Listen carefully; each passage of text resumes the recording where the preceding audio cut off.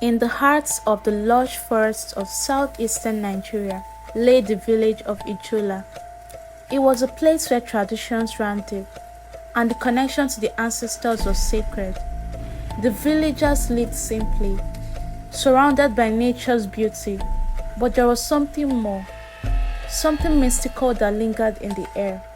Hand-carved masks, bronze figurines, and colorful fabrics told the stories of generations past. Among the villagers was a young girl named Adana. She was spirited, curious, and graceful, the daughter of Eze, the village chief. She had inherited her father's wisdom, but had a spark of rebellion in her heart. For as long as she could remember, she had been drawn to the art of dance. Not just any dance, but the forbidden dance. A ritual so sacred it was only to be performed once in a century by the chosen spiritual leader of the village. Adana's voice, soft yet determined. I wonder, why must something so beautiful be hidden away? Adana could not resist the pull of the dance. One night, she wandered into the forbidden forest. Her bare feet traced the patterns she had seen in ancient scrolls. Her body swaying to a rhythm only she could hear. Her movements were graceful, her dress a blur of vibrant red and gold as she twirled under the watchful gaze of the ancient trees. But she was not alone. Whispers of ancestral voices echo around her. The forbidden dance must be performed. Obi, her closest friend, had followed her into the forest, hidden among the trees. He watched her in awe but also in fear. He knew the stories of the dance. He knew the punishment that came with defying the ancestors. But Adana, she danced on, unaware of the eyes watching from the shadows, the eyes of both her friend and the spirits. Obi's voice, concerned but hushed. Adana, you must stop. The spirits will be angered. Eze, the village chief, was troubled. Strange omens had begun to haunt Ijola crops, withered under the sun, and the winds carried an unsettling chill.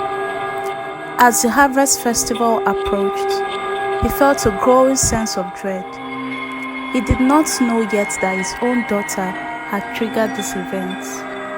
One evening, Eze stumbled upon Adana as she returned from the forest, her eyes glowing with the thrill of the forbidden dance. His heart sank. She had broken the sacred law. Eze's voice filled with a mixture of anger and sorrow. Adana, what have you done? The village murmured in fear. Eze knew what must come next, but as a father, he was torn. How could he punish his own blood for something she did out of love and passion? The village square is alive with the colors of the festival, but there is an air of unease. Drums beat faster as Adana takes center stage. On the nights of the festival, Adana defied tradition. In the center of the village, before the eyes of all, she performed the forbidden dance. Her body moved like a whirlwind, elegant, powerful, and free. She wore the ceremonial garb she had found in the ancient scrolls, her form radiant with the energy of the ancestors. As she danced, the sky darkened, and a powerful storm began to swirl above.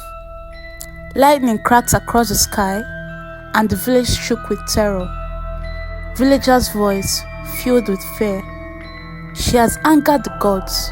The forbidden dance has awoken the spirits. The spirits of the ancestors, awakened by Adana's defiance, hovered above the village. It was not the vengeful force they had feared, but rather a being of immense power and wisdom. Its presence filled the air with a mix of awe and dread. The spirit's voice, deep and resonant.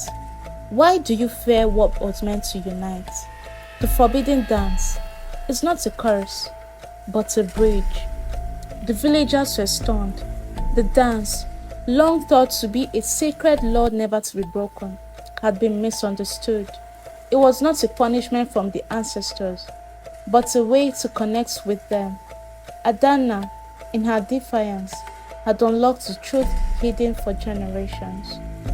The storm passes, and in its place, a calm golden light fills the village. The spirits of the ancestors fades, leaving behind a sense of peace. Eze, once torn between his duty as chief and his love for his daughter, now stood proudly in her side. The village elders, too, began to question the traditions they had held so tightly for centuries. Eze's voice, soft and filled with pride, "My daughter, you have shown us the way." Adana had become the bridge between the living and the ancestors. Her dance, once forbidden, now symbolized the harmony between tradition and progress. As the sun set on Ijula, the village stood united, no longer bound by fear, but by a deeper understanding of their past and their future.